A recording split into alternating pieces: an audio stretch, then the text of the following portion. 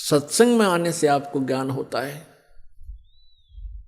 सत्संग में आने से आपको ज्ञान होता है, और वो परमात्मा द्वारा दिया हुआ, परमेश्वर द्वारा दिया हुआ ज्ञान उन्हीं की अमृतवाणी में आपको सुनाया जाता है, जो सच्चिदानंद घन ब्रह्म की वाणी है, जो पांचवा वेद है।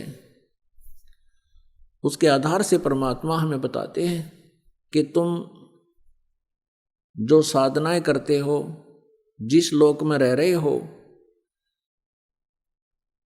ये काल का लोक है,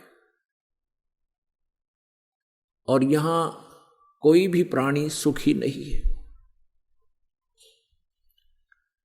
परमात्मा स्वयं आए, कबीर देव जी चारों युगों में आते हैं, सतयुग में सत्सुकृत नाम से प्रसिद्ध होते हैं, और पूरे युग में सत्सुकृत नाम के महापुरुष के नाम से जाने जाते हैं, ऋषि के नाम से। त्रेता युग में मुनिंदर नाम से उनकी प्रसिद्धि होती है, और द्वापर युग में करुणा में नाम से, और कलयुग के अंदर उन कबीर नाम से, उनके वास्तविक नाम से ही वो प्रकट होते हैं। यही नाम रखवाते हैं जो उनका वास्तविक नाम है, कबीर देव, कबीर साहब।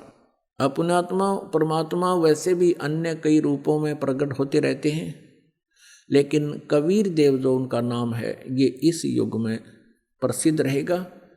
इसके इक्विवेलेंट और कोई प्रसिद्धि परमात्मा की नहीं होगी।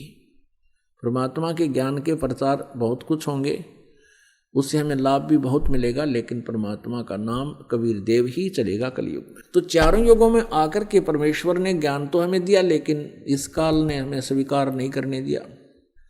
अब वो परमेश्वर अपने सतलोक शाश्वत स्थान से चलकर आते हैं, सनातन परम धाम से चलकर आते हैं। उस सनातन परम धाम में, सतलोक में कोई कष्ट प्राणी को नहीं होता। वहाँ जरा और मरण नहीं है, जरा मीन बुढ़ापा, मरण मीन मृत्यु। वहाँ जरा मरण नहीं है, वहाँ कष्ट कोई नहीं किसी के शरीर में, किसी प्रकार की कोई टेंशन नहीं है। उस लोक में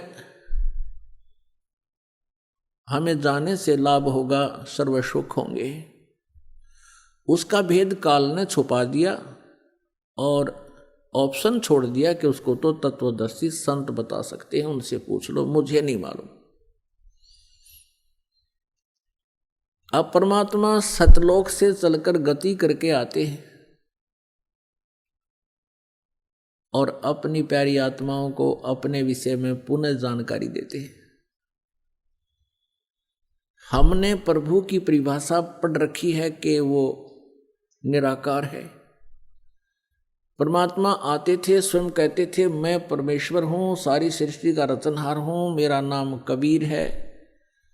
कबीर देव जो वेदों में तुम कबीर देव पढ़ते हो वो मैं ही हूँ, और कुरान शरीफ में जो तुम अल्लाहु अकबर कबीरा खबीरा पढ़ते हो वो भी मैं ही हूँ, मेरी ही महिमा का गुणगान है। लेकिन सभी धर्मों के धार्मिक व्यक्ति भ्रमित हैं, सभी परमात्मा को निराकार मान रहे हैं,